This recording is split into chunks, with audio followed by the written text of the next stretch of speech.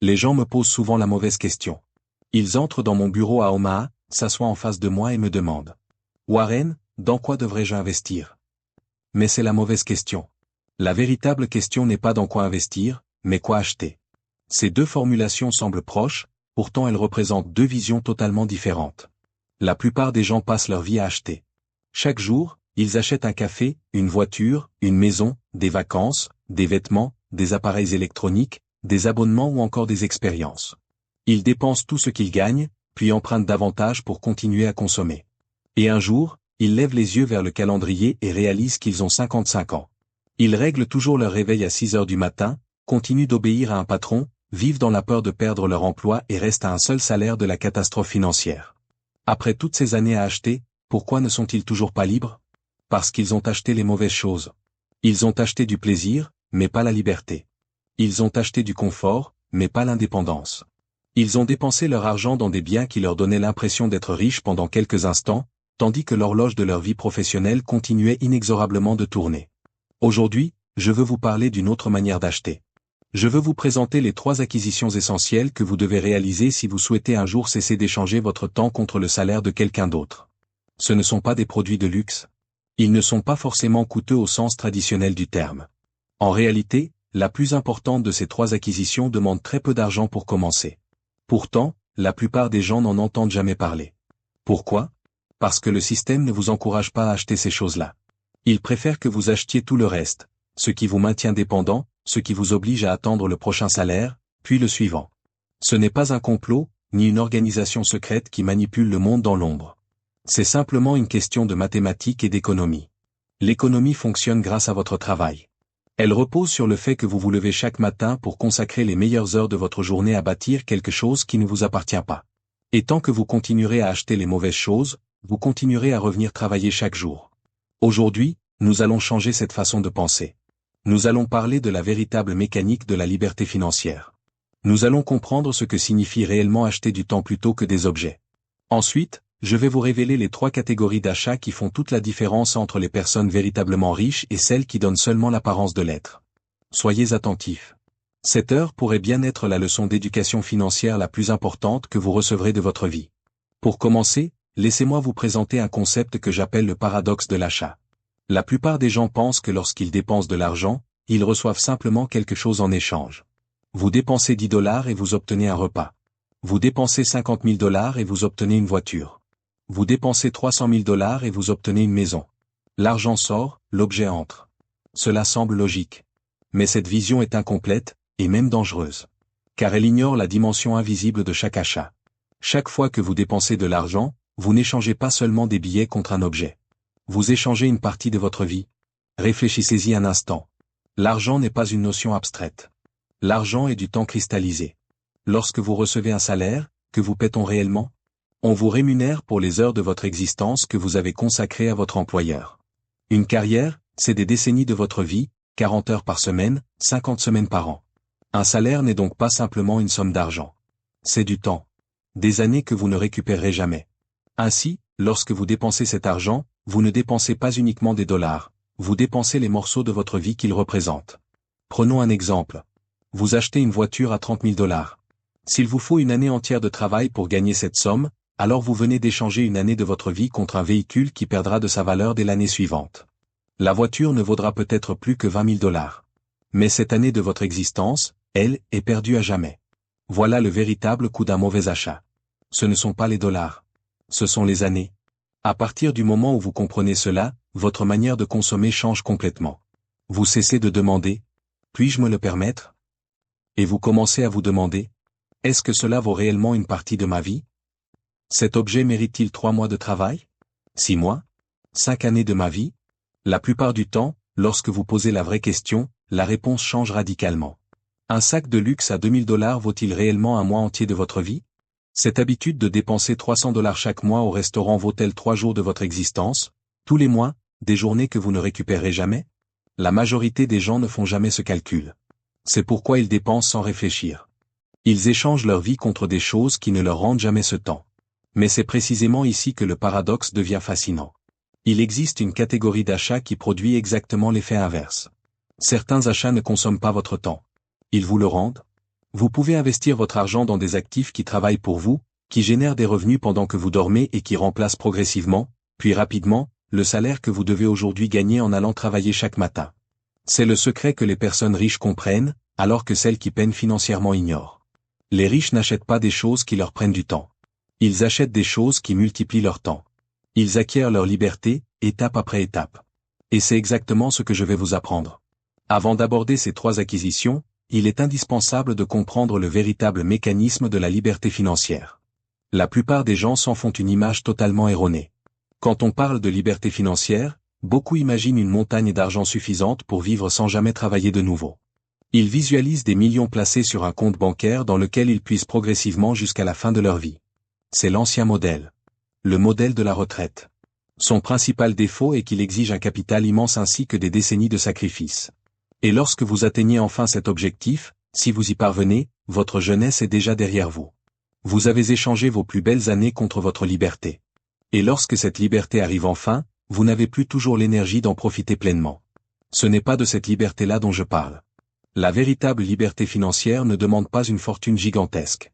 Elle repose simplement sur une condition mathématique. Votre revenu passif mensuel doit être supérieur à vos dépenses mensuelles. C'est aussi simple que cela. Si vous avez besoin de 3 000 $ par mois pour vivre et que vos investissements, vos actifs ou vos systèmes génèrent automatiquement 3 001 $ chaque mois, sans aucun travail supplémentaire de votre part, alors vous êtes libre. Vous pouvez continuer à travailler si vous le souhaitez. Mais vous n'y êtes plus obligé.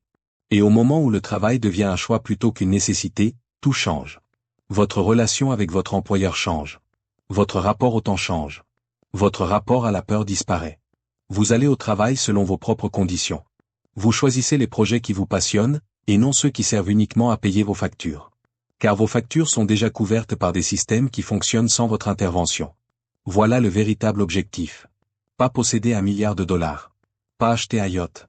Simplement atteindre un chiffre précis, celui où vos actifs produisent automatiquement suffisamment de revenus chaque mois pour que votre travail devienne facultatif. La question est donc la suivante. Comment construire un tel système? La réponse commence par la première acquisition essentielle. Vous devez acheter la propriété. Pas des objets. Pas du statut social. Pas des expériences. De la propriété. Laissez-moi vous expliquer. Chaque jour où vous allez travailler, vous contribuez à faire prospérer une entreprise. Cette entreprise génère des ventes, des bénéfices et des flux de trésorerie. Sa valeur augmente avec le temps. Mais parce que vous êtes salarié et non propriétaire, cette croissance ne vous appartient pas. Vous recevez votre salaire. Les propriétaires, eux, récoltent le reste. Ce n'est ni injuste ni immoral. C'est simplement ainsi que fonctionne le capitalisme. Une fois que vous comprenez cette réalité, 2 choix s'offrent à vous. Vous pouvez vous en plaindre, ou vous pouvez décider d'en faire partie. Personnellement, je vous conseille de rejoindre le camp des propriétaires. La bourse est sans doute le plus grand mécanisme de création et de transfert de richesse jamais inventé. Non pas parce qu'elle serait un casino, non pas parce qu'elle permettrait de s'enrichir rapidement grâce au hasard, mais parce qu'elle offre à des personnes disposant de peu de capital la possibilité de devenir copropriétaires des entreprises les plus rentables de la planète. Lorsque vous achetez une action de Coca-Cola, vous ne faites pas un pari. Vous achetez une petite part d'une entreprise qui vend des boissons depuis plus d'1 siècle, qui est présente dans plus de 200 pays et dont les produits sont si profondément ancrés dans notre quotidien qu'ils seront probablement encore consommés bien après notre disparition. En possédant une action de cette entreprise, vous détenez une part de ses bénéfices chaque jour où elle exerce son activité. L'entreprise ne vous demande pas de venir travailler. Elle ne réclame ni votre temps ni votre présence. Elle génère simplement des profits, et une partie de ces profits vous revient. Voilà ce que signifie réellement être propriétaire. C'est la première acquisition essentielle. Vous devez commencer à acheter des parts d'entreprises productives. Je sais ce que vous pensez. Vous vous dites peut-être, je n'ai que 300 $ d'économie. La bourse est réservée aux riches. Laissez-moi démontrer pourquoi cette idée est fausse. Les intérêts composés n'imposent aucun montant minimum.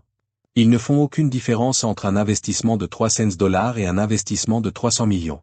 Ils appliquent exactement le même pourcentage de rendement. La seule véritable différence est le temps, pas le montant investi. Imaginez que vous investissiez 300 $ chaque mois dès l'âge de 25 ans dans un fonds indiciel diversifié offrant un rendement moyen de 10% par an. À 65 ans, votre patrimoine dépasserait 1 million de $. Pourtant, vous n'auriez versé que 144 000 $ de votre poche. Les plus de 850 000 $ restants auraient été créés par vos investissements, qui auraient travaillé pour vous pendant que vous viviez votre vie. Vous pourriez alors répondre : oui, Mais être libre à 65 ans, ce n'est finalement que l'ancien modèle de la retraite. Et vous auriez raison. C'est précisément pour cette raison que le montant investi compte. Plus vous commencez tôt à acquérir des actifs, et plus vous investissez régulièrement, plus vite vous atteindrez votre liberté financière. Si, au lieu d'investir 3 cents dollars par mois, vous investissez 1000 dollars, le délai se réduit considérablement. La liberté financière ne demande pas d'être déjà riche. Elle exige simplement de commencer à devenir propriétaire, puis de ne jamais s'arrêter. Le mot le plus important est commencer. Car la plupart des gens repoussent toujours ce moment. Ils attendent de gagner davantage. Ils attendent que leur salaire augmente. Ils attendent que la vie coûte moins cher. Ils attendent que les marchés deviennent plus sûrs. Ils attendent des conditions parfaites, qui n'arrivent jamais. Pendant qu'ils attendent, la puissance des intérêts composés reste inactive. Or, le temps est la seule ressource impossible à récupérer. Vous pourrez toujours gagner plus d'argent. Augmenter vos revenus. Réduire vos dépenses. Mais vous ne pourrez jamais revenir 5 ans en arrière pour commencer plus tôt. Chaque mois perdu est un mois de croissance que vous ne retrouverez jamais. Voilà pourquoi la première acquisition n'est pas une action en particulier. Ce n'est pas un placement précis. La première acquisition est une habitude, celle de devenir progressivement propriétaire d'actifs productifs. Commencez aussitôt que votre situation le permet. Investissez aussi régulièrement que possible. Et surtout, ne vous arrêtez jamais. Peu importe ce que disent les médias. Peu importe les fluctuations du marché. Peu importe l'opinion de vos proches. Continuez simplement à acheter votre part de l'économie mondiale, conservez-la et laissez le temps faire son œuvre. Car les mathématiques récompensent toujours la patience, souvent bien au-delà de ce que l'on imagine. Cependant, il existe un piège psychologique qui fait échouer la majorité des investisseurs. Je l'appelle la panique face à la volatilité. Un jour ou l'autre, les marchés baisseront. Ce n'est pas une possibilité. C'est une certitude. Tous les 10 ans environ, les marchés connaissent une forte correction. Ils peuvent perdre 20%, 30%, parfois même 50%. Lorsque cela se produit, les médias annoncent la fin du capitalisme. Vos amis vendent leurs placements dans la précipitation. Votre portefeuille semble s'effondrer. Et votre cerveau, programmé depuis des milliers d'années pour survivre face aux dangers, vous ordonne de vendre immédiatement afin de limiter les pertes. N'écoutez pas cette peur. Lorsqu'un marché chute, une seule chose change réellement, le prix. Les entreprises que vous possédez continuent de fonctionner. Coca-Cola continue de vendre ses boissons. Apple continue de vendre ses produits. L'économie continue de tourner. La baisse des prix ne signifie pas que la valeur des entreprises a disparu. Elle représente simplement une remise temporaire sur la propriété d'entreprises solides et productives. Si vous êtes capable de garder votre sang-froid, d'acheter lorsque les autres paniquent et de rester patient lorsque tout le monde vend, vous serez largement récompensé lorsque les marchés repartiront à la hausse, comme ils l'ont toujours fait au cours de l'histoire. La première chose à acheter est donc la propriété. Commencez dès aujourd'hui. Même modestement. Mais commencez. La deuxième acquisition essentielle est un système. C'est ici que la plupart des gens se trompent complètement sur le chemin vers la liberté financière. Ils pensent qu'en travaillant suffisamment longtemps, en économisant avec discipline et en investissant régulièrement, leurs placements finiront un jour par remplacer leur salaire. Mathématiquement, c'est vrai. Mais ce processus est lent. Très lent. Il peut prendre plusieurs décennies. Or, il existe une deuxième voie, beaucoup plus rapide, que la plupart des gens ignorent totalement. Cette voie consiste à créer ou posséder des systèmes générateurs de revenus. Qu'est-ce qu'un système? C'est tout mécanisme capable de produire des revenus sans nécessiter votre présence constante. Attention, cela ne signifie pas qu'il ne demande aucun travail. Construire un système exige souvent énormément d'efforts.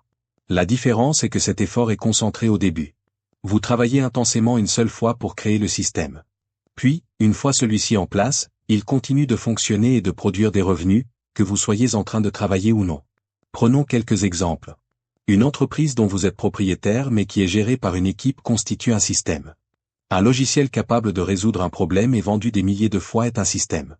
Un site internet générant des revenus publicitaires en continu est un système. Un livre, une formation en ligne, des modèles prêts à l'emploi ou tout contenu numérique pouvant être vendu ou licencié à plusieurs reprises sont également des systèmes. Chaque euro qui entre sur votre compte sans nécessiter votre intervention immédiate provient d'un système. Et voici une vérité économique essentielle que beaucoup ne comprennent jamais. Les systèmes peuvent croître sans limite. Le travail humain, lui, ne le peut pas. Lorsque vous vendez votre temps, vos revenus sont limités par le nombre d'heures disponibles dans une journée. Une journée ne compte que 24 heures. Vous ne pouvez ni en vendre 25, ni 30. Même si votre rémunération horaire augmente, vous finirez toujours par atteindre une limite physique. Un système, lui, ne connaît pas cette limite. Un logiciel peut servir simultanément 1000 clients. Une vidéo peut être regardée par 1 million de personnes en même temps. Un livre peut être lu par 10 millions de lecteurs sans demander davantage de travail à son auteur. Les systèmes brisent le lien direct entre le temps et l'argent. Ils permettent à vos revenus de croître beaucoup plus vite que vos efforts. Je tiens toutefois à préciser un point essentiel. Construire un système n'est pas facile. Au départ, ce n'est absolument pas un revenu passif. D'ailleurs, l'expression « revenu passif » est probablement l'une des plus trompeuses en matière d'éducation financière. Elle laisse croire qu'il est possible de gagner de l'argent sans fournir d'efforts. C'est faux. La réalité est différente. Vous fournissez d'abord un travail intense. Vous construisez votre système aujourd'hui. Et si ce système est bien conçu, les revenus deviennent passifs plus tard. Pensez à un agriculteur. Pendant les semailles, il travaille sans relâche. Puis vient l'automne, où il récolte le fruit de ses efforts. Et si la terre a été correctement cultivée, elle continuera à produire année après année. C'est exactement ainsi que fonctionnent les systèmes. La vraie question n'est donc pas de savoir si vous aimeriez percevoir des revenus passifs. Tout le monde le souhaite. La véritable question est, êtes-vous prêt à effectuer le travail nécessaire aujourd'hui pour récolter les bénéfices demain? La majorité des gens répond inconsciemment non. Ils veulent la récolte sans avoir semé. Ils veulent les revenus sans construire le système. C'est pourquoi ils restent salariés toute leur vie. Ils préfèrent la sécurité immédiate d'un salaire hebdomadaire plutôt que l'incertitude temporaire liée à la création d'un actif. Pourtant, ce salaire est souvent un piège.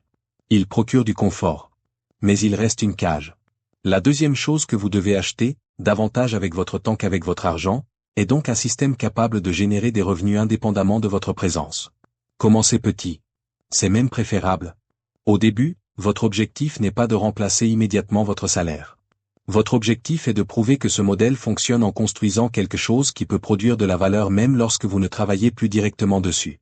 Tout ce qui est capable de vous rapporter de l'argent pendant que vous dormez change profondément votre manière de voir les choses.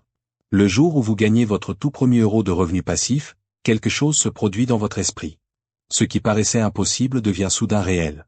Et lorsqu'une possibilité devient réelle, elle cesse d'être un simple rêve. Elle devient un objectif qui vous pousse à agir. Il existe un principe que j'applique à chaque entreprise que j'analyse. Je me pose toujours la même question. Cette entreprise continuerait-elle à fonctionner efficacement si son fondateur ou son dirigeant principal disparaissait demain? Si la réponse est non, alors ce n'est pas réellement une entreprise. C'est simplement un emploi déguisé en entreprise. Une véritable entreprise, un véritable système, fonctionne sans dépendre en permanence d'une seule personne. Elle repose sur des processus, des méthodes et une organisation capable de produire des résultats de façon autonome. C'est ce type de système que vous devez construire. Même si cela demande plusieurs années. Construisez-le pendant les heures que vous consacrez aujourd'hui aux distractions et au divertissement.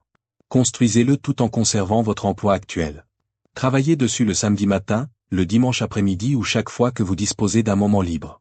Continuez jusqu'à ce que les revenus de votre système commencent à se rapprocher de ceux de votre salaire. Et le jour où ces deux revenus se croiseront, votre vision du monde changera définitivement. Vous découvrirez ce que très peu de personnes expérimentent réellement, le pouvoir d'avoir le choix. Et avoir le choix, pouvoir décider de la prochaine étape de sa vie sans être paralysé par la peur de manquer d'argent, constitue la forme la plus authentique de richesse. La troisième acquisition est probablement la plus surprenante des trois. C'est celle qui coûte le moins d'argent. Et pourtant, c'est celle qui offre le rendement le plus élevé de toute votre vie. Cette troisième acquisition est l'effet de levier de votre propre esprit. Laissez-moi vous expliquer. Il existe une relation mathématique entre vos connaissances et vos revenus. Pourtant, la plupart des gens n'en prennent jamais réellement conscience. Lorsque vous arrivez sur le marché du travail avec uniquement une formation générale et sans compétences spécialisées, vous devenez un produit interchangeable. Or, les produits interchangeables sont rémunérés selon les lois de l'offre et de la demande. Lorsque des millions de personnes savent faire exactement la même chose que vous, votre valeur sur le marché reste faible. Ce n'est pas injuste. C'est simplement l'économie. Le marché récompense ce qui est rare. Ce qui est abondant vaut peu. Ce qui est rare vaut cher. Votre revenu dépend donc moins de la quantité d'efforts que vous fournissez que de la rareté de vos compétences. Un ouvrier capable de creuser un trou avec une pelle gagne peu, parce que des millions d'autres personnes peuvent faire exactement la même chose. À l'inverse, un neurochirurgien peut gagner plusieurs milliers de dollars par heure, car très peu de personnes possèdent cette expertise. La différence ne réside pas dans la quantité de travail. Le chirurgien fournit parfois moins d'efforts physiques que l'ouvrier. La véritable différence réside dans la rareté de son savoir-faire. Mais ce qui devient encore plus intéressant aujourd'hui, c'est que les compétences les mieux rémunérées ne sont pas forcément les plus complexes techniquement, ni les plus difficiles physiquement. Ce sont celles qui combinent plusieurs compétences complémentaires afin de créer une valeur exceptionnelle. Personnellement, je ne suis pas le meilleur analyste boursier du monde. Beaucoup disposent de modèles plus sophistiqués, d'ordinateurs plus puissants et de connaissances mathématiques plus avancées que les miennes. Ce qui fait ma différence, c'est autre chose. Je comprends profondément le fonctionnement des entreprises et de l'économie. Je suis capable de réfléchir sur le long terme lorsque la majorité des gens se focalisent sur le court terme. Je sais communiquer mes idées avec suffisamment de clarté pour attirer des investisseurs. Et je suis capable de prendre des décisions dans l'incertitude sans me laisser dominer par la peur. Aucune de ces qualités n'est extraordinaire prise séparément. Mais réunies, elles deviennent extrêmement rares. Et ce qui est rare a toujours une grande valeur. Investir dans votre savoir ne consiste donc pas simplement à accumuler des informations. C'est investir dans un puissant effet de levier. Lorsque vous comprenez profondément un domaine que la plupart des gens ignorent, vous commencez à voir des opportunités invisibles pour les autres. Vous prenez de meilleures décisions. Vous gagnez en confiance. Et vous pouvez facturer vos compétences à leur véritable valeur, plutôt qu'au simple prix de votre temps. Contrairement aux biens matériels, la connaissance possède un avantage exceptionnel. Personne ne peut vous la retirer. Elle ne perd pas de valeur avec le temps. Elle ne nécessite ni entretien, ni assurance, ni frais supplémentaires. Au contraire, elle se développe discrètement, année après année. Puis arrive un moment où l'ensemble de vos connaissances atteint une masse critique. À partir de là, elle commence à produire naturellement des revenus, des opportunités et des avantages qui semblent presque faciles aux yeux des autres. Voilà ce que signifie investir dans votre propre esprit. Je ne parle pas de lire quelques livres de développement personnel qui vous motivent pendant une journée. Je ne parle pas non plus d'accumuler des diplômes uniquement pour enrichir votre CV. Je parle de devenir véritablement excellent dans un domaine qui crée une réelle valeur. D'aller si loin dans votre apprentissage que vous finissez par maîtriser des connaissances que très peu de personnes possèdent. Pendant des années, j'ai consacré l'essentiel de mon temps à lire. Des rapports financiers. Des rapports annuels. Des bilans comptables. Des données historiques des marchés. Des ouvrages d'économie. Encore aujourd'hui, je lis près de 500 pages par jour. Pour beaucoup, cela paraît inimaginable. Ils disent qu'ils n'ont pas le temps de lire. Pourtant, chaque livre vous permet d'emprunter des décennies d'expérience accumulées par quelqu'un d'autre. Lorsque vous lisez la biographie d'un grand investisseur, vous absorbez en quelques heures les leçons qu'il a parfois mises 30 ou 40 ans à apprendre. Vous bénéficiez de ses erreurs, de ses mauvais investissements, de ses occasions manquées, de ses succès, de toutes les leçons que le marché lui a enseignées. Et tout cela pour le prix d'un simple livre et de quelques heures de concentration. Il existe très peu d'investissements offrant un rendement aussi élevé. Cependant, la connaissance seule ne suffit pas. Pour devenir un véritable effet de levier, elle doit être accompagnée d'une autre compétence essentielle, la communication. À mes yeux, c'est probablement la compétence la plus sous-estimée lorsqu'on parle d'indépendance financière. Lorsque j'étais jeune, j'étais terrorisé à l'idée de parler devant un public. Rien que d'imaginer devoir prendre la parole devant plusieurs personnes me rendait malade. Très tôt, j'ai compris que ce serait un énorme obstacle. Car même avec les meilleures idées du monde, si je ne savais pas les expliquer clairement, je ne pourrais jamais convaincre des partenaires. Je ne pourrais pas attirer des investisseurs. Je ne pourrais pas négocier avec des entreprises.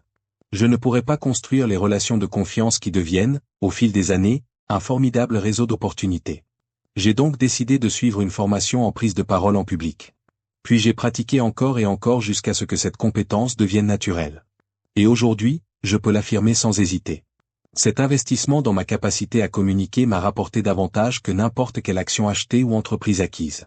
Si vous savez écrire clairement, si vous savez parler avec conviction, si vous savez rendre simples les idées les plus complexes, vous pourrez accomplir ce que beaucoup de personnes extrêmement intelligentes sont incapables de réaliser. Vous attirerez des investisseurs. Vous dirigerez des équipes. Vous vendrez vos idées. Vous inspirerez confiance. Toutes les grandes affaires auxquelles j'ai participé ont commencé de la même manière. Pas avec des calculs. Pas avec des modèles financiers. Mais avec une conversation. Deux personnes échangeant des idées. L'une d'elles étant capable d'exprimer sa vision avec suffisamment de clarté pour donner envie à l'autre de la rejoindre. La communication est un effet de levier qui amplifie toutes les autres compétences que vous possédez. Sans elle, votre intelligence reste enfermée dans votre esprit. Elle ne crée de valeur ni pour les autres, ni pour vous-même. Voilà ce que signifie réellement investir dans votre propre esprit. Développez une expertise profonde dans un domaine utile. Apprenez à transmettre cette expertise avec clarté et persuasion. Puis développez votre jugement afin de savoir quand et comment utiliser ce que vous savez. C'est probablement la forme d'intelligence la plus rare. Ce n'est pas un investissement rapide. Ce n'est pas quelque chose que l'on achète une seule fois. C'est un projet qui dure toute une vie. Mais c'est aussi un investissement qui commence à produire des bénéfices presque immédiatement, et qui continue à générer des intérêts composés jusqu'à la fin de votre existence. Maintenant, réunissons ces trois acquisitions. Les comprendre séparément ne suffit pas. Il faut comprendre la manière dont elles interagissent. Ensemble, elles créent une puissance qu'aucune ne pourrait produire seule. Imaginez votre vie financière comme un moteur. Aujourd'hui, la plupart des gens fonctionnent avec un seul cylindre. Ce cylindre, c'est leur travail. Le revenu qu'ils obtiennent uniquement en échange de leur temps. Un moteur à un seul cylindre fonctionne, mais il reste fragile et peu performant. Si ce cylindre s'arrête, tout le moteur s'immobilise. Imaginez maintenant que vous ajoutiez un deuxième cylindre. Ce deuxième cylindre représente la propriété que vous accumulez progressivement, chaque action, chaque part d'un fonds indiciel, chaque fraction d'une entreprise productive que vous possédez et qui génère des revenus sans dépendre directement de votre travail. Au début, ce moteur est presque silencieux. Ses effets sont discrets, presque imperceptibles. Pourtant, il ne s'arrête jamais. Il continue de fonctionner jour et nuit, en semaine comme le week-end, pendant que vous dormez, lorsque vous êtes malade ou lorsque vous prenez des vacances. Année après année, ce deuxième cylindre gagne en puissance. Les rendements se composent, les dividendes sont réinvestis et vos actifs prennent progressivement de la valeur. Au départ, cette évolution semble insignifiante. Puis, lentement, le bruit de ce deuxième moteur commence à rivaliser avec celui de votre salaire. Imaginez maintenant un troisième cylindre. Il représente votre système, votre entreprise, votre produit numérique ou toute activité capable de générer des revenus à grande échelle grâce au travail que vous avez fourni au départ. Contrairement aux investissements classiques, ce moteur n'est pas limité par le capital que vous possédez. Un système bien conçu peut produire des revenus largement supérieurs à ceux qu'un salarié de classe moyenne obtiendrait uniquement grâce à son portefeuille d'investissement. Si l'idée est solide et que le marché est suffisamment vaste, sa croissance peut devenir exponentielle. Vient ensuite le quatrième cylindre, le levier de vos connaissances et de votre capacité à communiquer. Celui-ci fonctionne différemment. Il ne crée pas directement des revenus. En revanche, il amplifie la puissance de tous les autres. Une expertise approfondie vous aide à choisir les meilleures entreprises dans lesquelles investir. Elle vous évite également les erreurs catastrophiques capables d'anéantir en une seule année plusieurs décennies d'intérêts composés. Vos connaissances rendent également vos systèmes beaucoup plus performants. Un système fondé sur une véritable expertise est beaucoup plus difficile à copier qu'un système reposant sur des informations banales. Il apporte davantage de valeur et peut donc être vendu plus cher. Votre aptitude à communiquer attire des partenaires, des investisseurs et des opportunités qui seraient autrement allés vers quelqu'un d'autre. Ce quatrième cylindre ne remplace donc pas les trois premiers. Il les rend simplement beaucoup plus puissants. Lorsque ces quatre moteurs fonctionnent ensemble, vous disposez d'une machine financière d'une toute autre dimension que celle de la majorité des gens, qui passent leur vie entière à ne compter que sur leur salaire. La meilleure nouvelle, c'est que vous n'avez pas besoin de construire ces quatre piliers en même temps. Ils se développent progressivement. Commencez par la propriété. C'est l'étape qui demande le moins de temps et le moins d'argent. Achetez régulièrement de petites parts d'entreprises solides. Continuez à les accumuler sans interruption. Pendant que ces investissements travaillent discrètement en arrière-plan, développez votre savoir. Mais faites-le avec intention. Choisissez un domaine précis. Décidez d'en devenir un véritable expert. Lisez. Étudiez. Pratiquez. Échouez. Analysez vos erreurs. Puis recommencez. À mesure que vos connaissances progressent, commencez à imaginer votre propre système. Observez attentivement votre domaine. Quels problèmes restent sans solution? Quels besoins ne sont pas satisfaits? Quelles améliorations pourraient créer davantage de valeur? Construisez une première version, même imparfaite. Testez-la. Améliorez-la. Si elle fonctionne, développez-la. Si elle échoue, abandonnez-la rapidement et recommencez autrement. Ce parcours n'est jamais parfaitement linéaire. Il comporte des erreurs, des détours et parfois plusieurs années durant lesquelles vous aurez l'impression de ne pas avancer. Mais c'est exactement ainsi que fonctionne la puissance des intérêts composés. Au début, rien ne semble changer. La courbe paraît complètement plate. Puis, soudainement, elle commence à s'élever. Et une fois qu'elle s'élève, sa progression devient de plus en plus rapide. Pourquoi? Parce que les trois types d'investissements se renforcent mutuellement. Vos actifs financiers génèrent des revenus qui financent le développement de vos systèmes. Vos systèmes produisent des liquidités qui vous permettent d'acquérir davantage d'actifs. Vos connaissances améliorent la qualité de vos décisions. Et vos compétences en communication ouvrent des portes qui rendent possible une croissance encore plus importante. J'entends souvent la même objection. On me dit, Warren, Tout cela est très bien pour les personnes qui disposent déjà de temps et d'argent. Moi, je vis de salaire en salaire. Je travaille 60 heures par semaine. Je n'ai ni économie ni temps libre. Que puis-je faire? À ces personnes, je réponds d'abord que je comprends parfaitement leur situation. Le manque d'argent est une véritable prison mentale. Lorsque vous luttez simplement pour survivre, votre cerveau se concentre naturellement sur l'urgence du présent. Il devient beaucoup plus difficile de penser au long terme. Mais je dois aussi vous dire une vérité inconfortable. C'est précisément parce que vous êtes dans cette situation qu'il devient urgent de commencer. Chaque mois où vous attendez est un mois pendant lequel la machine des intérêts composés reste à l'arrêt. Chaque mois qui passe rend votre unique source de revenus plus fragile et plus dépendante de circonstances que vous ne contrôlez pas. Je ne vous demande pas d'investir immédiatement 1000 dollars par mois si vous avez déjà du mal à payer votre loyer. Commencez avec 10 dollars. Puis 20. Puis 50. Le montant n'est pas le plus important. Ce qui compte, c'est l'habitude.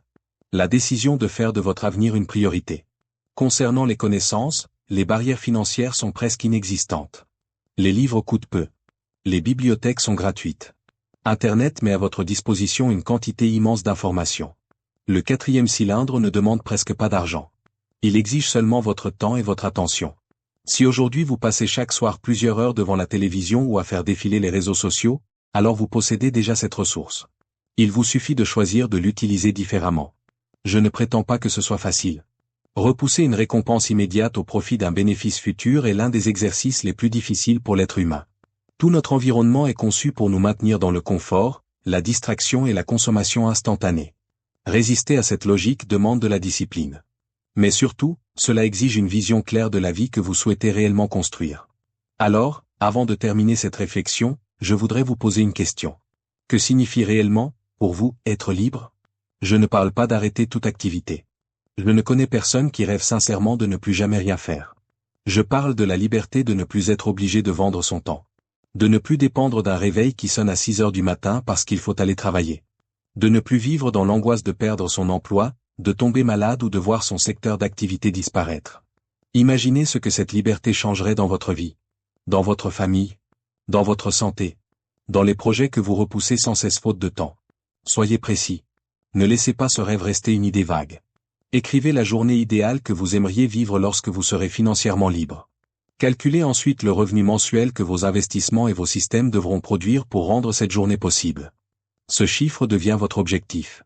Votre cible? Une cible concrète, mesurable et atteignable. Car voici ce que j'ai appris après plus de 90 années passées à observer les comportements humains et les résultats financiers.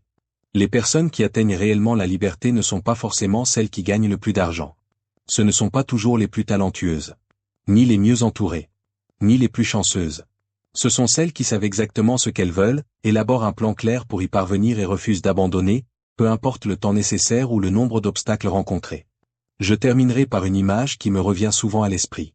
Imaginez 2 rivières. Toutes 2 naissent à la même altitude.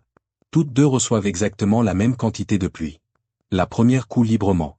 Elle avance, grossit, creuse progressivement son lit et finit par devenir un fleuve puissant capable de transformer tout le paysage autour d'elle.